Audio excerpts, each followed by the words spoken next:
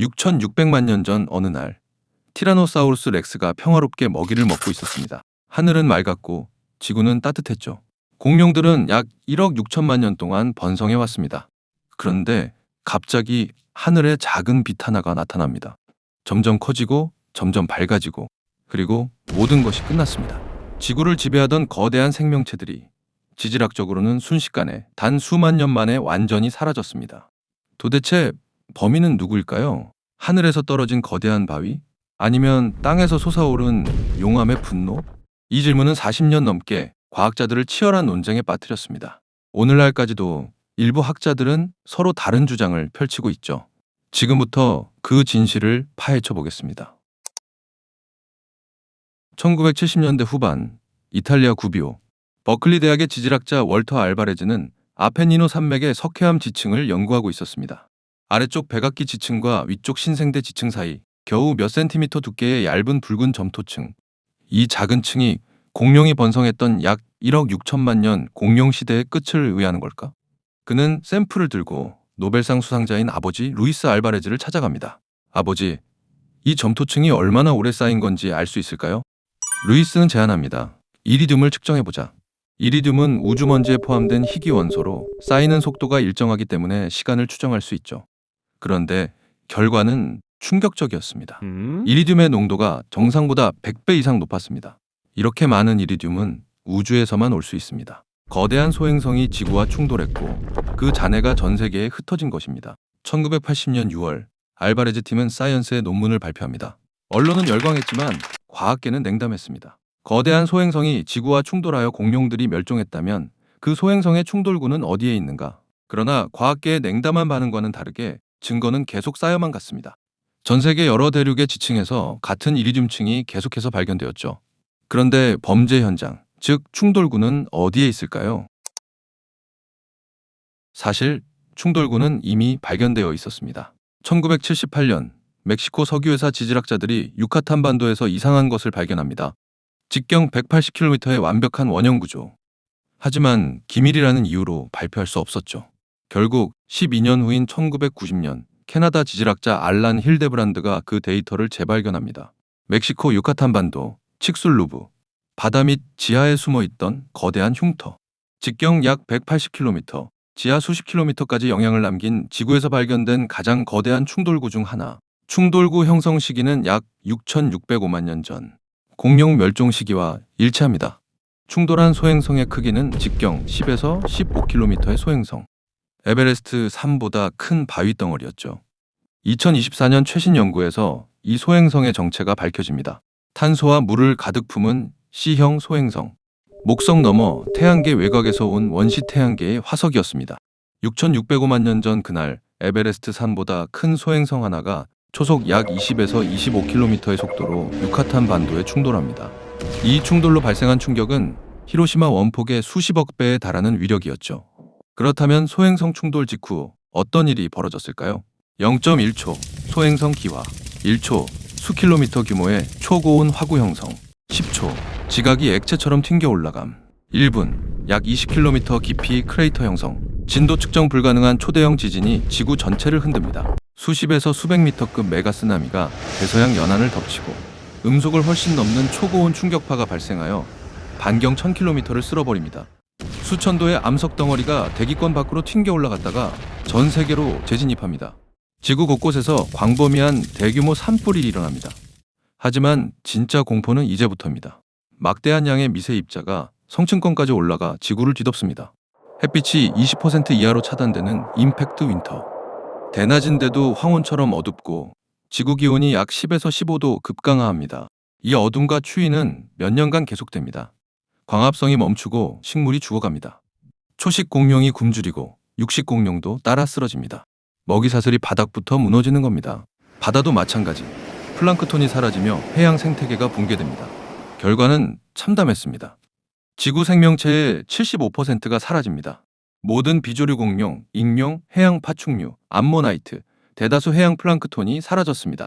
살아남은 것은 몸집이 작고 땅 속에 숨을 수 있고 적은 먹이로 버틸 수 있는 생명체들 뿐이었습니다. 하지만 이야기는 여기서 끝나지 않습니다. 똑같은 시기 지구 반대편 인도에서도 엄청난 일이 벌어지고 있었거든요. 6,600만 년 전 인도는 지금의 위치가 아니었습니다. 적도 근처 지금의 레위니옹 섬 부근에 있었죠. 그 밑에서는 뜨거운 멘틀 플룸이 장기간 유지되고 있었습니다. 그리고 6,630만 년 전부터 지각이 찢어지며 마그마가 쏟아져 나오기 시작합니다. 데칸 트랩, 100만 제곱킬로미터 이상을 뒤덮은 용암대지, 한반도 면적의 5배가 넘습니다. 용암의 두께는 약 1km, 일부 지역에서는 2km가 넘습니다. 총 용암 부피 최소 100만 세제곱킬로미터. 그런데 화산이 뿜어낸 것은 용암만이 아닙니다. 조 단위에 달하는 이산화탄소와 이산화황, 대량의 염화수소, 할로겐 가스, 기타 독성 가스. 이 가스들은 단지 인도에만 머물지 않았습니다. 대기순환을 타고 전 세계로 퍼져나갔죠. 이산화황은 대기 중에서 황산 에어로졸이 됩니다. 이것은 햇빛을 반사해 지구를 차갑게 만들었죠. 단기적으로 지구 온도가 2에서 5도 떨어집니다. 그리고 산성비, 반복적인 화산 분출로 강한 산성비가 여러 차례 발생하여 지구를 적십니다. 그리고 빗물은 바다로 흘러 들어갑니다. 해양 산성화가 일어나죠. 석회질 껍질을 가진 생물들은 살 수 없습니다. 플랑크톤, 조개류, 산호, 해양 먹이사슬의 기초가 무너집니다. 하지만 황산 에어로졸은 몇 년이면 사라집니다. 그러나 이산화탄소는 다릅니다. 이산화탄소는 대기에 장기간 축적되어 기후에 지속적으로 영향을 끼칩니다. 장기적으로 온실 효과를 일으키죠. 지구 평균 기온이 3에서 5도 상승합니다. 극지방의 얼음이 녹고 해수면이 상승하고 기후 패턴이 완전히 바뀝니다. 결국 데칸 트랩의 효과는 이중적입니다. 단기, 황산 에어로졸, 냉각, 수년에서 수십 년. 장기, 이산화탄소, 온난화, 수십만 년. 극단적 기후변화가 반복되는 겁니다. 이 증거를 바탕으로 일부 과학자들은 주장합니다. 소행성 충돌은 멸종의 마지막 타격일 뿐입니다. 진짜 원인은 데칸 트랩 화산 활동입니다. 소행성 충돌 이전에 이미 수십만 년 동안 생태계가 약해져 있었던 겁니다. 훨씬 전부터 종 다양성이 감소하고 있었다는 거죠. 이 주장은 격렬한 논쟁을 불러일으켰습니다. 공룡은 이미 쇠퇴하고 있었다. 아니다. 충돌 직전까지 번성했다. 화산이 주범이다. 아니다. 소행성이 주범이다. 과연 누가 옳을까요?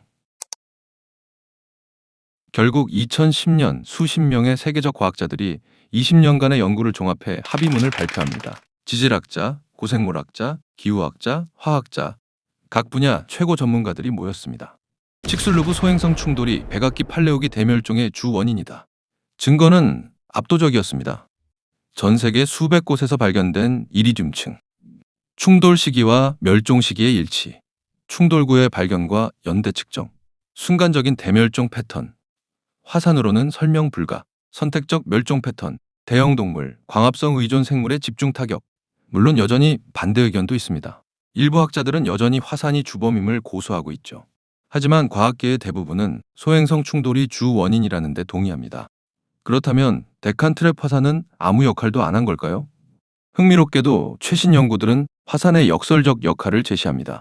소행성 충돌의 충격파가 지구 내부를 관통해 정반대편 인도에 도달합니다. 측정 불가한, 상상을 초월하는 지진이 데칸 트랩의 마그마 챔버를 흔듭니다. 그리고 실제로 데칸 트랩의 최대 분출은 소행성 충돌 후 5만에서 10만 년 사이에 일어났습니다. Y 서브그룹이라 불리는 이 분출은 전체 용암의 70%를 쏟아냈죠. 화산에서 나온 이산화탄소가 임팩트 윈터로 얼어붙은 지구를 다시 데우는 데 도움을 줬을 수 있다는 겁니다. 너무 추운 것도 너무 더운 것도 생명에 치명적이지만 적당한 온난화는 회복에 도움이 될 수 있죠.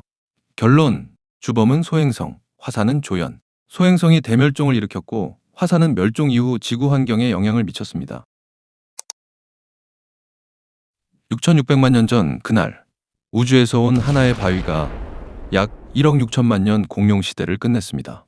지구를 지배하던 거인들은 사라졌지만 작은 깃털 공룡들은 살아남아 새가 되었고 땅 밑 굴에 숨어있던 작은 포유류들은 비어버린 생태계를 채우며 폭발적으로 진화했습니다. 그 중 하나가 결국 우리, 인간이 되었죠. 만약 그날 소행성이 지구를 비껴갔다면 공룡은 여전히 지구를 지배하고 있을지도 모릅니다. 그리고 지금 이 영상을 보고 있는 당신은 존재하지 않았을 겁니다. 우주에는 아직도 수많은 소행성들이 떠돌고 있습니다. 지름 1km 이상 소행성만 해도 약 1000개. 언제 또다시 지구와 충돌할지 모릅니다. 그래서 과학자들은 지금도 하늘을 감시합니다. 2022년 9월 나사의 다트 미션. 인류 최초로 소행성의 궤도를 바꾸는데 성공했죠.